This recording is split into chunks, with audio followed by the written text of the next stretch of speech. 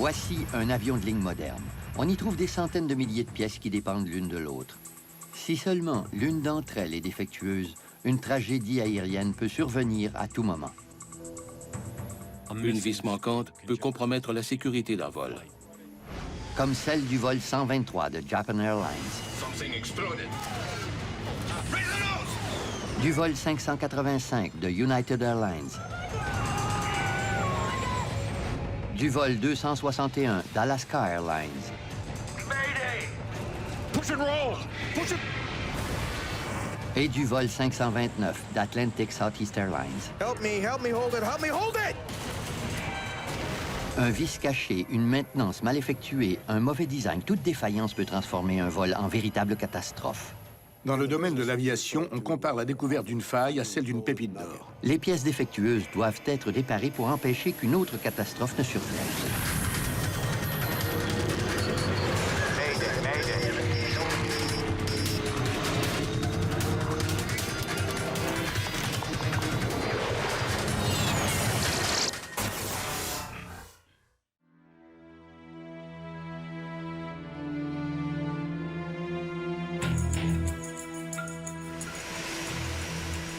Par une chaude nuit d'été, il est 23 heures à Phoenix, en Arizona. Les ingénieurs en maintenance de Southwest Airlines commencent leur quart de travail. Ils s'apprêtent à inspecter un Boeing 737-700 à la fine pointe de la technologie. Pendant toute la nuit, près de 40 inspecteurs et mécaniciens examineront l'appareil afin de s'assurer qu'il peut reprendre l'air sans danger. Il est impossible pour un avion de voler sans une bonne maintenance. Les pilotes représentent le centre nerveux de l'appareil. Mais l'équipe de maintenance joue aussi un rôle clé dans son bon fonctionnement. Les avions sont soumis à plus de bilan de santé que la grande majorité de leurs passagers.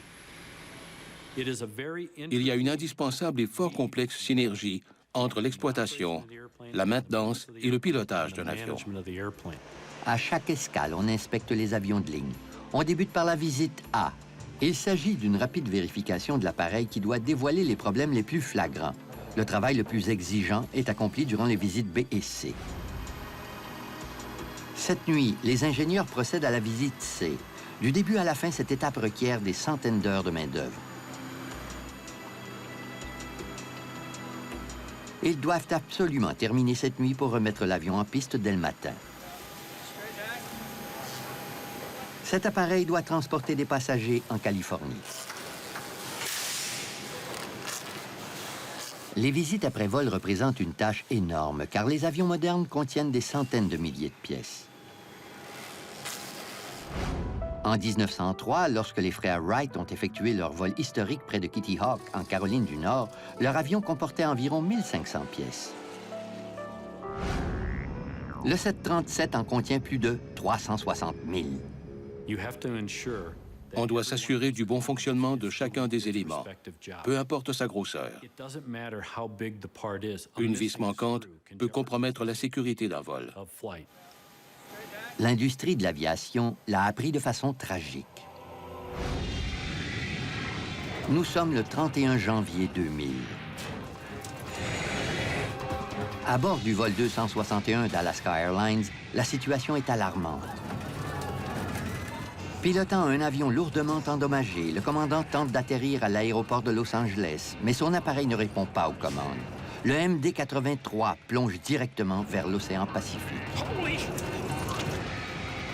Des pilotes qui ont croisé l'appareil en détresse signalent leur découverte à la tour de contrôle de Los Angeles.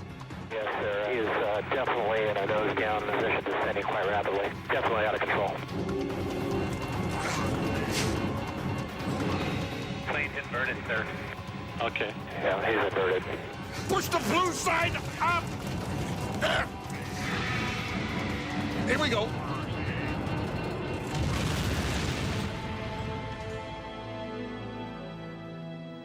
And he just hit the water. Yes, sir. He hit the water. He's down.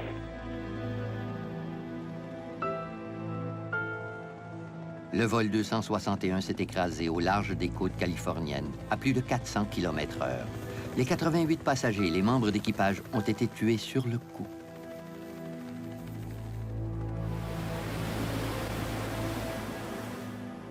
Les enquêteurs du Conseil national de la sécurité des transports, le NTSB, ouvrent aussitôt une enquête. L'enregistrement des conversations du poste de pilotage révèle les premiers indices.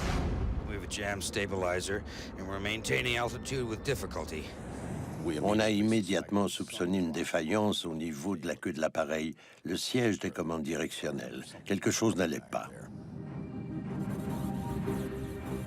Les enquêteurs examinent le stabilisateur horizontal du MD-83. Cette section commande le tangage ou l'inclinaison de l'avion. Elle lui permet de s'incliner vers le haut ou le bas.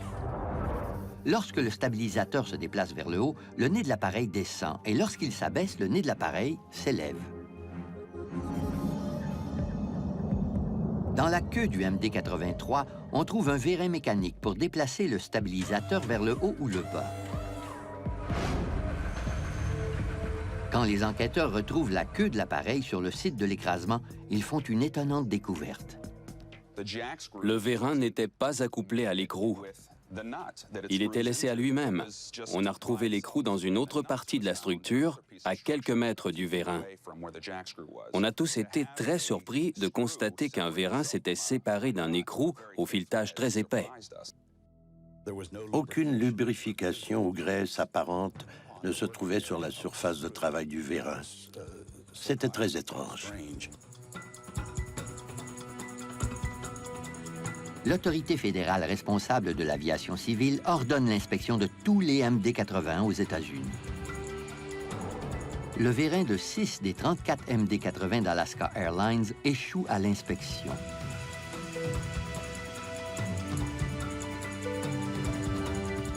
Les enquêteurs découvrent d'autres signes alarmants lorsqu'ils examinent les registres d'entretien du transporteur.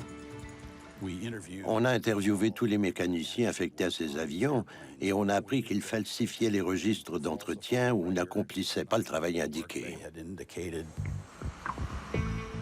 Afin de survivre à la récession des années 1990, Alaska Airlines avait sabré dans ses coûts d'entretien. Les compagnies aériennes, tout particulièrement celles qui sont à court d'argent, feront durer au maximum les cycles d'inspection. Les Federal Aviation Regulations indiquent les normes de sécurité minimales. Si on veut se serrer la ceinture, on n'a qu'à respecter ces normes. Si on est un bon transporteur et qu'on veut le prouver en se conformant aux meilleures normes de sécurité, il faut dépasser ce seuil minimum.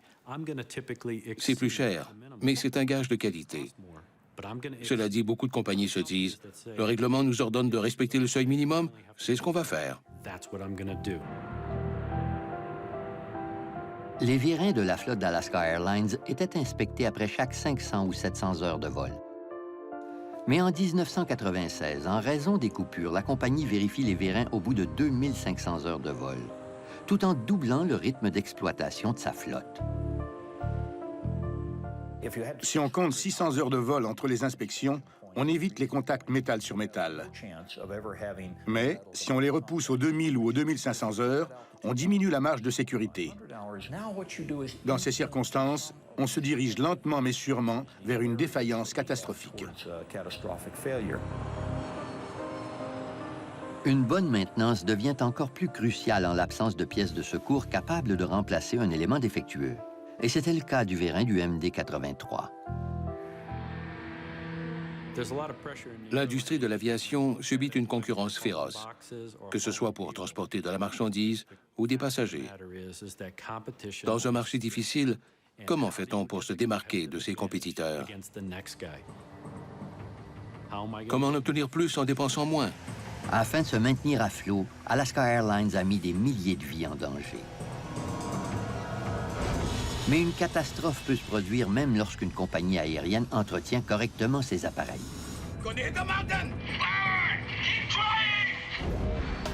Il est minuit passé à Phoenix, en Arizona. L'équipe de maintenance passe un 737-700 au peigne fin. Ils effectuent la fameuse visite C, l'une des inspections les plus détaillées de l'industrie aéronautique. On travaille de nuit parce qu'il n'y a pratiquement pas de vol. La compagnie préfère garder les appareils au sol pour les réparer.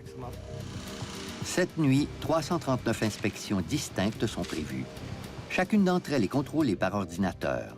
Tous les éléments jaunes représentent une inspection imprévue, un problème qui vient d'être identifié. On peut comparer une maintenance imprévue au problème d'un automobiliste dont l'air conditionné tombe brusquement en panne au milieu de l'autoroute. La même chose peut survenir dans un avion. Les inspecteurs ont découvert un pneu très usé sur l'un des trains d'atterrissage. Ils l'ajoutent à la liste de maintenance imprévue. On doit le remplacer avant que l'appareil reprenne du service. Les enjeux sont extrêmement importants. Chaque nuit, on vient au travail et on essaie de faire notre boulot le mieux possible. Tout doit être en bon état pour que les gens puissent se rendre à destination. Mais parfois, malgré les efforts de l'équipe de maintenance, le pire des scénarios devient réalité. Une simple réparation peut provoquer une épouvantable catastrophe. Voici le mont Osutaka au Japon, le 13 août 1985.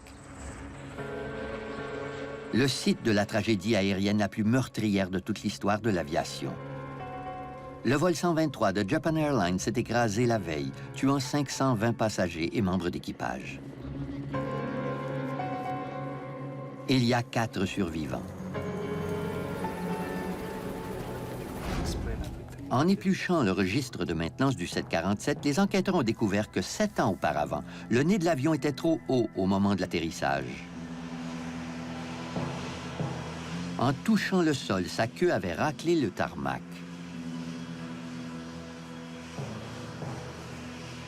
On a dû réparer la partie arrière de l'appareil, y compris la cloison de pressurisation. Japan Airlines a fait appel aux techniciens de Boeing pour vérifier la réparation de la cloison fissurée. Après cette maintenance imprévue, le 747 obtient le feu vert de la compagnie et vole pendant 7 autres années. Aujourd'hui, les enquêteurs soupçonnent la même cloison d'être impliquée dans l'accident fatal. On voulait trouver la cloison de pressurisation arrière parce qu'une agente de bord interviewée auparavant racontait avoir vu une explosion à l'arrière de l'avion. C'est pourquoi on s'est intéressé à la cloison. Lors de son enquête, Ron Schleid trouve un morceau du panneau qu'on avait joint à la cloison 7 ans plus tôt. Le mystère du vol 123 est élucidé. Le 747 s'est écrasé à cause d'une réparation incomplète. La réparation n'avait pas été effectuée correctement. On comptait seulement une rangée de rivets, au lieu de la double rangée de rivets qui aurait dû consolider cette section. Les enquêteurs testent la résistance du métal. Ils estiment qu'une fois réparée, la cloison aurait dû tenir le coup pendant environ 10 000 vols. Mais le jour de la tragédie, le 747 avait déjà accumulé plus de 12 000 vols supplémentaires. Dans un 747, la cabine est pressurisée, mais la queue ne l'est pas. Au cours du malheureux vol 123, l'air pressurisé de la cabine a exercé des tensions sur la cloison défectueuse. Cette pression a mis à rude épreuve la cloison mal réparée et a fini par la fracasser. L'air hautement pressurisé a violemment soufflé dans la dérive et l'a arraché d'un seul coup. La perte d'une section de sa queue paralyse le système hydraulique du 747. Pendant environ 30 minutes, les pilotes essaient de diriger le 747 au moyen de la poussée. C'est un peu comme conduire une voiture en se servant de l'accélérateur, sans volant ni frein. Malgré leurs efforts héroïques, c'était perdu d'avance.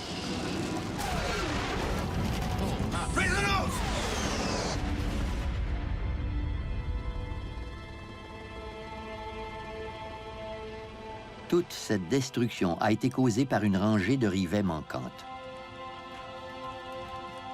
Comment une cloison en si piètre état a-t-elle pu échapper aux maintenances systématiques et aux inspections de routine durant 7 longues années? Au cours de la première visite, on fait une inspection visuelle rapide de la cloison. Ensuite, lors des grands entretiens, au moment où l'on retire le matériau isolant des parois et de la cloison, une inspection visuelle détaillée est effectuée. Lors des vérifications de maintenance, on n'a jamais repéré la réparation incomplète.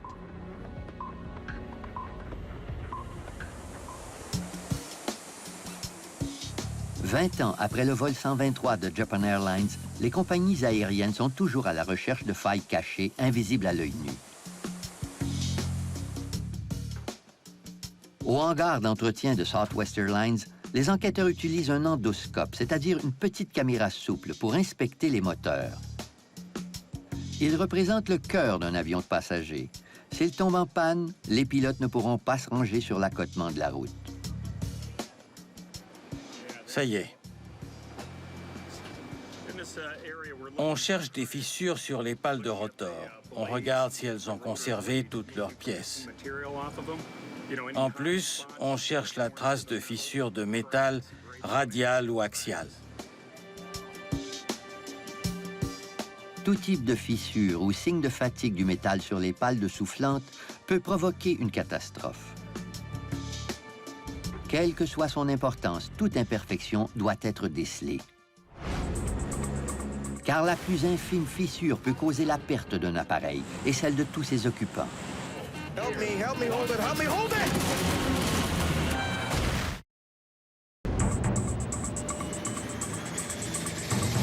Take-off check, below the line. Okay, your lights. Le 21 août 1995, le vol 529 d'Atlantic Southeast Airlines est sur le point de décoller avec 29 personnes à bord.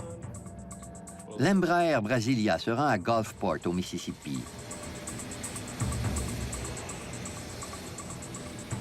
À l'époque, c'était le turbopropulseur le plus rapide de tous et le plus beau. Avant même que l'avion n'atteigne son altitude de croisière, l'équipage entend une explosion à l'extérieur. Ça a fait un bruit énorme. C'est un peu comme si quelqu'un avait frappé une poubelle en métal avec un bâton de baseball de toutes ses forces. Ensuite, l'avion s'est mis à dévier vers la gauche. Peu importe les tentatives de l'équipage technique, l'avion tire brutalement vers la gauche.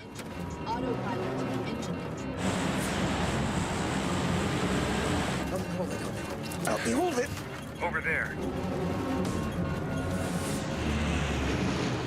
Le commandant et le copilote mobilisent toute leur expérience pour garder le contrôle de l'appareil. Help me. Help me hold it, help me hold it!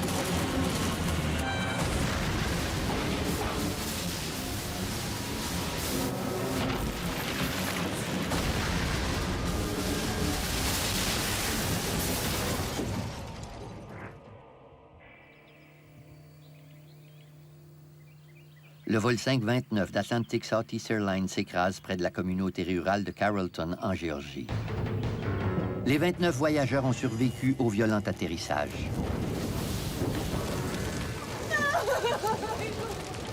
Malheureusement, 10 passagers succomberont par la suite à leurs blessures.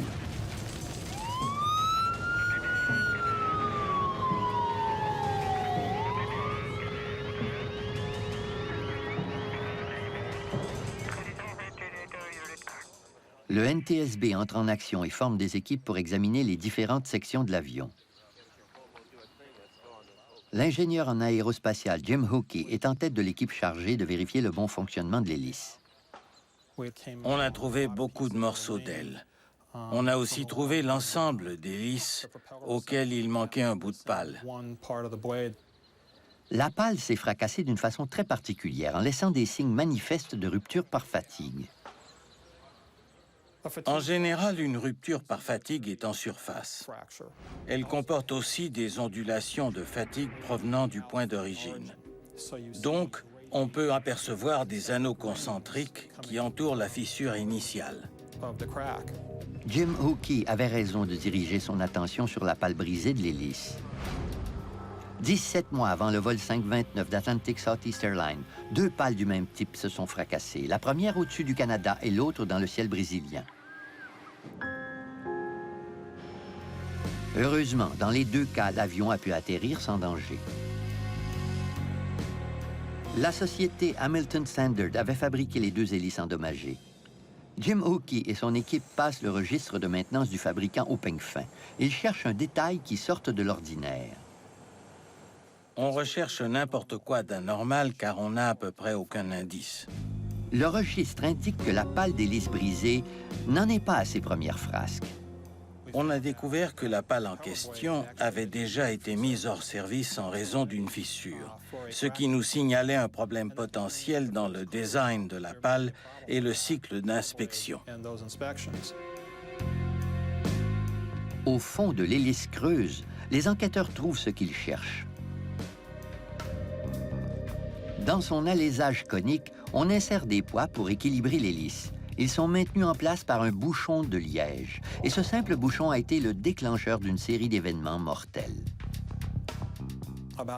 Environ 95% de la production mondiale de liège sert à l'industrie médicale. Pour des raisons d'esthétisme et de stérilisation, les médecins préfèrent le liège teint d'une couleur pâle. On le blanchit donc au chlore. Le NTSB découvre que l'humidité ambiante de l'hélice a provoqué une infiltration de chlore qui a fini par ronger son alliage en aluminium. Les enquêteurs font une autre découverte. Sur la paroi interne de la pale, à partir de la fissure, des marques de ponçage s'étendent sur 4 cm. En lisant attentivement le registre des réparations de la pale, Jim Hookey remarque les initiales CSB, celles de Christopher Scott Bender, un technicien à l'emploi des installations de réparation de Hamilton Standard. Dès qu'on me l'a dit, j'ai eu le cœur brisé. J'étais bouleversé, au bord des larmes. On m'avait fait confiance pour accomplir cette tâche et l'entretien n'avait pas fonctionné. Par conséquent, plusieurs personnes étaient mortes.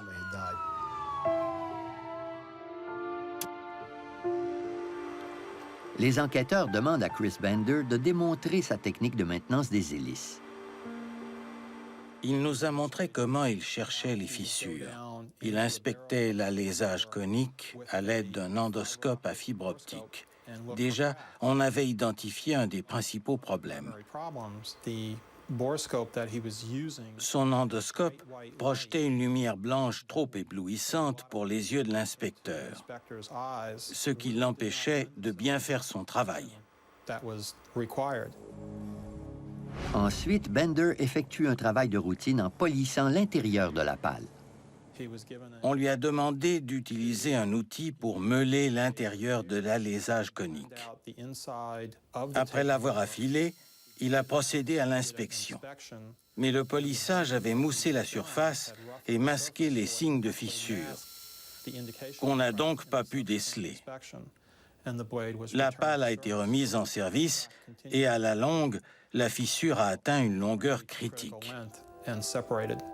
Draft accident report we present to you today involves Atlantic Southeast Airlines Flight 529 and Embraer 1. Selon le NTSB, en faisant polir cette pale, Hamilton Standard a involontairement caché toute trace de la fissure. Même un test par ultrason effectué ultérieurement n'a pu la détecter.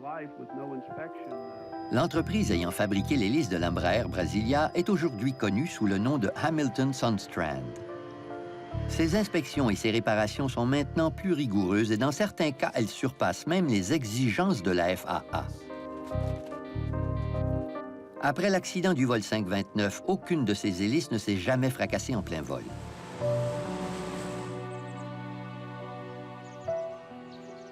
J'aurais aimé que ça n'arrive jamais. J'aimerais tellement revenir en arrière, corriger l'erreur et éviter cet accident. En dépit des milliers de pièces de l'Embraer, il a suffi d'un minuscule morceau de liège pour provoquer un horrible accident. Le sort du vol 529 démontre l'importance vitale d'une maintenance adéquate. Mais parfois, l'installation d'un élément d'avant-garde dans un appareil moins moderne est la cause d'un nouveau désastre. Moncton Center, Swiss Air 111 Heavy is declaring pan. We have smoke in the cockpit.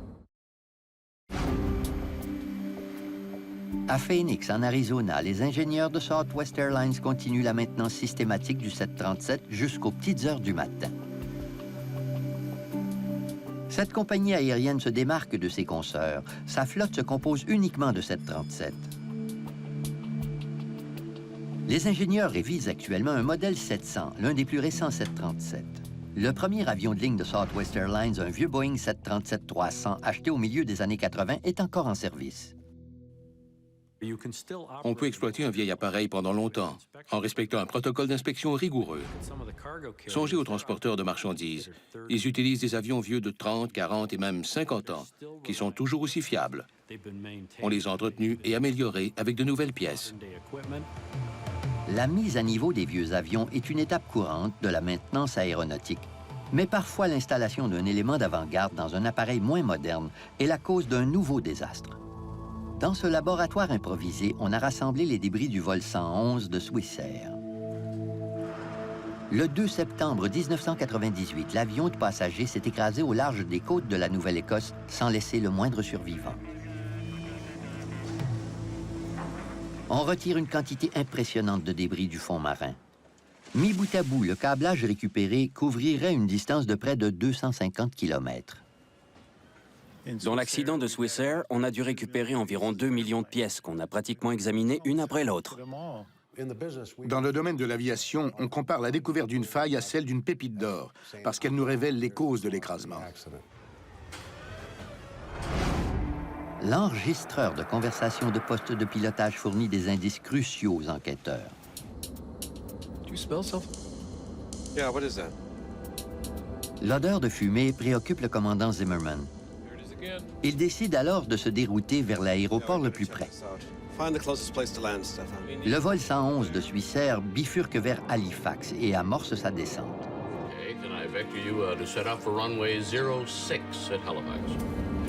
Les pilotes sont calmes, ils ont la situation en main et Halifax n'est plus qu'à 20 minutes de vol.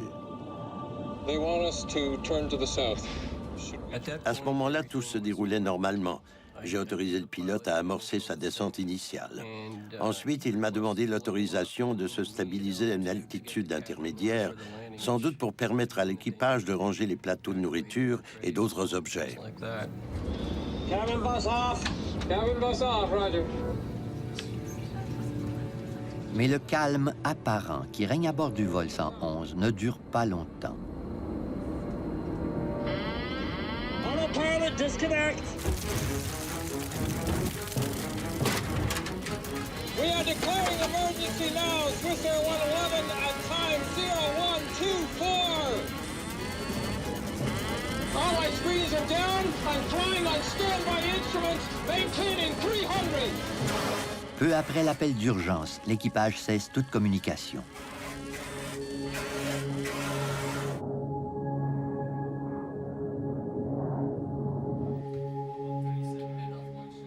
Dans des moments pareils, on ressent un terrible sentiment d'impuissance.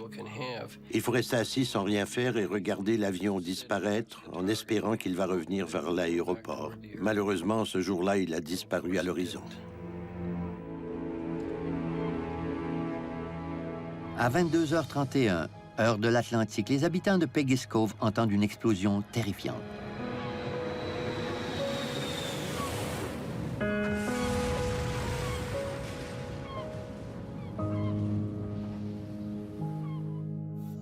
Grâce aux enregistrements de la boîte noire, les enquêteurs savent déjà que l'écrasement a été causé par un incendie plutôt que par une défaillance technique. Les enquêteurs travaillent d'arrache-pied dans le hangar qui abrite l'épave récupérée dans l'Atlantique.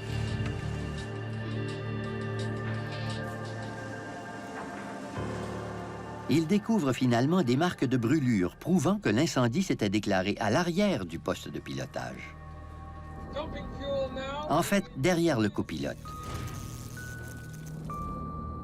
En suivant cette piste, les enquêteurs démasquent un coupable inattendu, le système de projection de films de première classe. Le MD-11 de Swissair était équipé d'un des systèmes de projection les plus perfectionnés de l'industrie. En plus des longs métrages, les passagers avaient accès à Internet. Ils pouvaient même parier en ligne. Par contre, ce système ne faisait pas partie du design original du MD-11. Ce système comportait des failles majeures. Il devenait très chaud et gobait beaucoup d'énergie. Comme il était toujours en marche, il élevait considérablement la température de la cabine. Les fabricants n'avaient prévu aucun commutateur pour le mettre hors circuit. Et il était dépourvu du moindre système de refroidissement.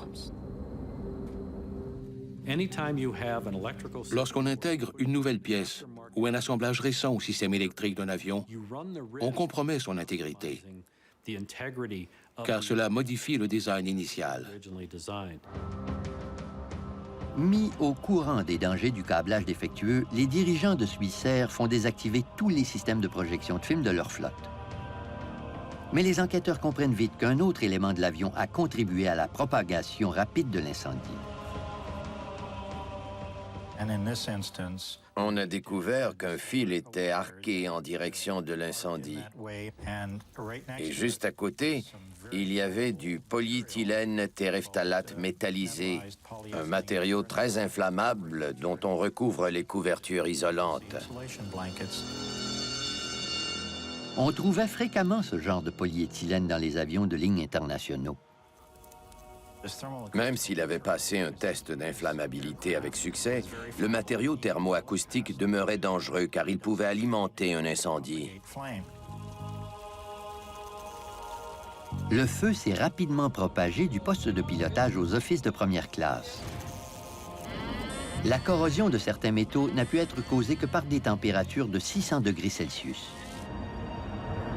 Moins de 12 minutes après l'apparition de la fumée, le feu a désactivé tous les systèmes électroniques du poste de pilotage.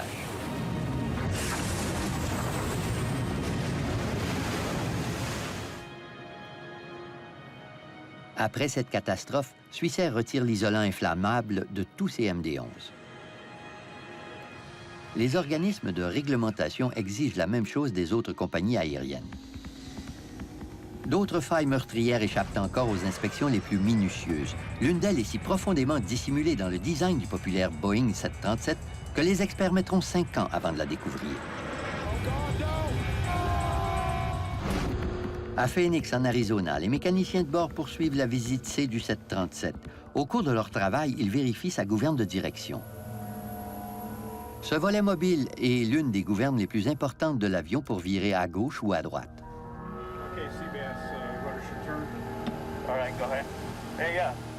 Une gouverne défectueuse peut causer une terrible catastrophe.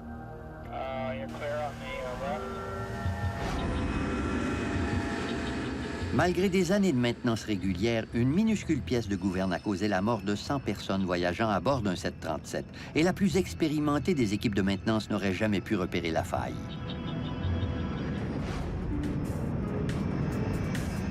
Le 3 mars 1991, le vol 585 de United Airlines amorce son approche finale vers Colorado Springs. Another 10-out gain. 30 flaps.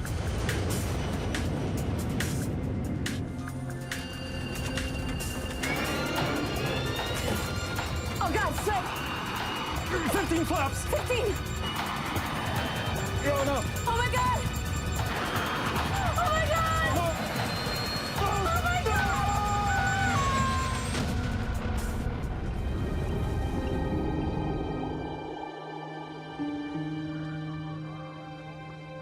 Les 20 passagers et 5 membres de l'équipage sont morts sur le coup.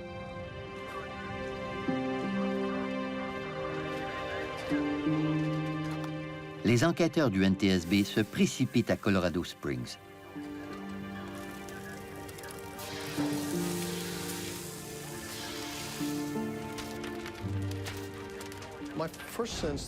Les pièces étaient très endommagées et je me suis tout de suite dit que l'enquête durait un bon moment. Après avoir exclu les différentes gouvernes qui auraient pu provoquer un mouvement de roulis, on s'est intéressé à la gouverne de direction. Mais les enquêteurs font face à un obstacle de taille. La plupart des pièces de l'avion sont trop endommagées ou brûlées pour être vérifiées. Par chance, une composante essentielle est à peu près intacte, la servocommande. Sollicitée constamment au cours d'un vol et surtout durant l'atterrissage, la servocommande agit comme la servodirection d'une voiture. Lorsque le pilote appuie sur la pédale de direction, la servocommande utilise des fluides hydrauliques pour convertir les mouvements du pied du pilote en pression nécessaire au pivotement de l'énorme gouverne du 737. La valve double constitue le cœur de la servocommande. Elle est à peu près de la taille d'une canette de boisson gazeuse. Elle contient 2 glissières très minces qui se chevauchent doucement. Ce mouvement libère le fluide hydraulique qui fera pivoter la gouverne. Lorsqu'un technicien ouvre et examine attentivement la valve double, elle lui semble en bon état. Rien ne nous indiquait que la servocommande, la servovalve ou toute autre pièce liée à la gouverne ait pu provoquer cette catastrophe.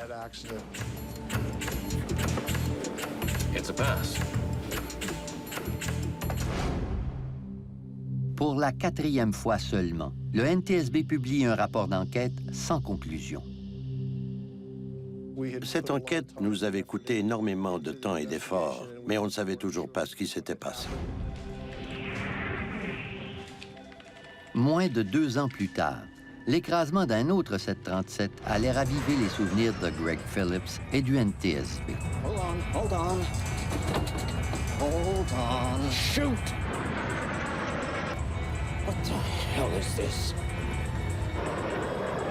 Oh God, no!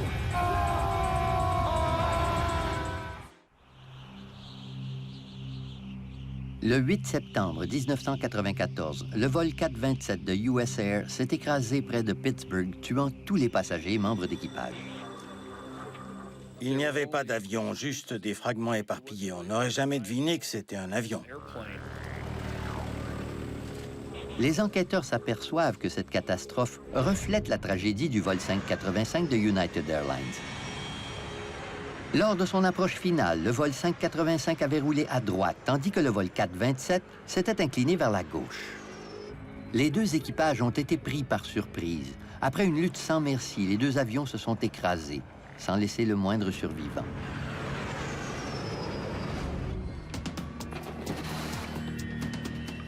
Une fois de plus, les enquêteurs examinent la valve double, sans résultat. Cette pièce réussissait tous les tests. Aucun indice ne laissait prévoir une défaillance. On s'attaquait à un avion qui avait une des meilleurs codes de sécurité de l'histoire de l'aviation civile. Il avait été son enfant chéri pendant 30 ans. Et aujourd'hui, on tentait de prouver qu'il nous avait tous trompés. Les enquêteurs se retrouvent encore une fois dans l'impasse. Mais près de 2 ans plus tard, ils obtiendront une dernière occasion de démasquer le mystérieux meurtrier.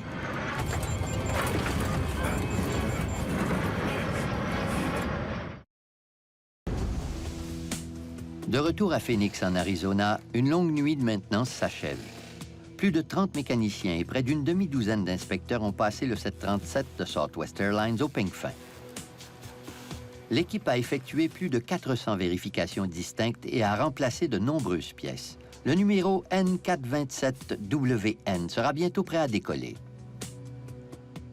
Le but, c'est de les sortir du hangar au plus vite. On effectue des épreuves de fuite, on s'assure que tout fonctionne bien, puis on les renvoie sur le tarmac. Naturellement, les ingénieurs en maintenance ne peuvent pas réparer les défaillances invisibles. Durant de longues années, tous les 737 ont volé en dépit d'une faille mortelle que les techniciens les plus expérimentés n'arrivaient pas à déceler. Au début des années 90, 2 737 se sont écrasés sans raison apparente. Dans les 2 cas, les avions sont tombés en vrille.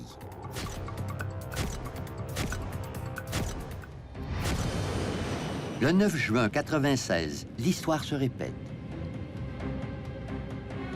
Le commandant Brian Bishop amorce l'atterrissage d'un 737 d'Eastwind Airlines vers l'aéroport de Richmond, en Virginie. Soudain, l'avion s'incline brutalement, comme celui du vol 585 de United Airlines et du vol 427 de US Air.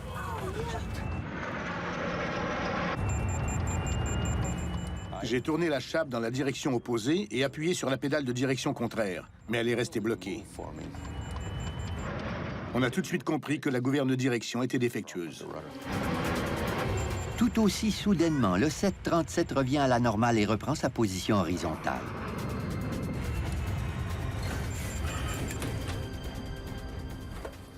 J'ai sorti la liste de vérification, mais avant que j'ai fini ma première phrase, on a ressenti un choc violent. Le 737 est encore hors de contrôle.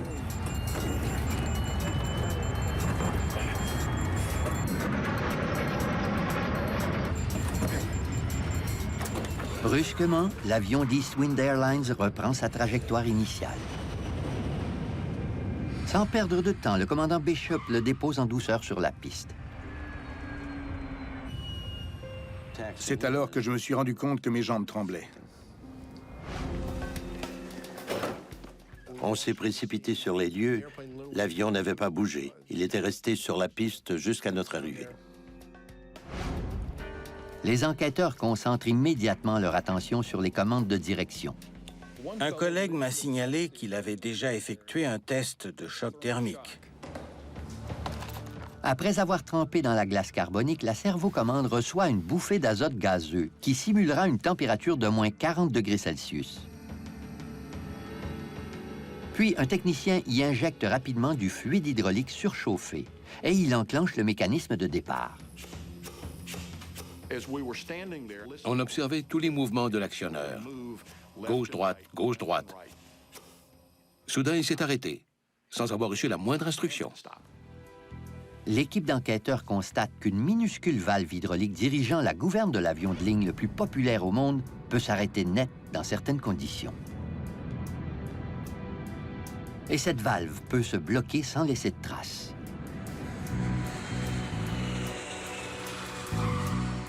Lorsque les enquêteurs revérifient les résultats de l'enquête, ils découvrent une autre faille mortelle. En analysant les résultats, 2 ingénieurs ont réalisé que la valve arrêtait non seulement de fonctionner, mais qu'elle inversait également les directions. La gauche devenait la droite et vice-versa. Le fluide hydraulique s'introduisait dans des zones anormales de la valve, provoquant une défaillance temporaire. C'est la même chose en voiture. On croit tourner à droite, mais le véhicule roule vers la gauche et on ne s'en rend pas compte avant d'avoir quitté la route. Dans les 3 cas, les pilotes ont été confrontés à un phénomène si inhabituel qu'ils n'ont pas compris ce qui leur arrivait. What the hell is this?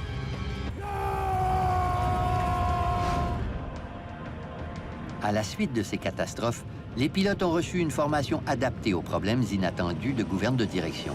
Et Boeing a dépensé des centaines de millions de dollars afin de modifier et de remplacer les valves doubles des milliers de 737 en service dans le monde entier. Le NTSB ne supporte pas les accidents inexpliqués. Le sort tragique des vols 585 et 427 nous aura au moins permis d'améliorer la cote de sécurité de la flotte de 737. À 7 heures du matin, après un quart de travail de 8 heures, l'équipe de maintenance a terminé l'inspection du 737. Les rapports de maintenance confirment l'exécution de 78 procédures imprévues et de 339 inspections planifiées. On fait tous de notre mieux, le jour comme la nuit. Des vies humaines dépendent de notre travail. Les tragédies aériennes sont terrifiantes. Pourtant, elles demeurent très rares, compte tenu des milliers de vols effectués quotidiennement en toute sécurité. On a tendance à oublier que chaque jour, des centaines de milliers de gens voyagent en avion sans le moindre accident. C'est un moyen de transport extraordinaire. La fiabilité de ce moyen de transport dépend de professionnels entièrement dévoués à l'entretien de ces chefs-d'œuvre du 21e siècle. Ces avions sont si bien conçus qu'ils pourraient voler éternellement, à condition de subir toutes les vérifications de maintenance nécessaires. De nos jours, on sait comment inspecter, maintenir et même modifier ces appareils pour qu'ils fonctionnent indéfiniment. Ils sont très robustes et peuvent durer une éternité, si on les entretient correctement.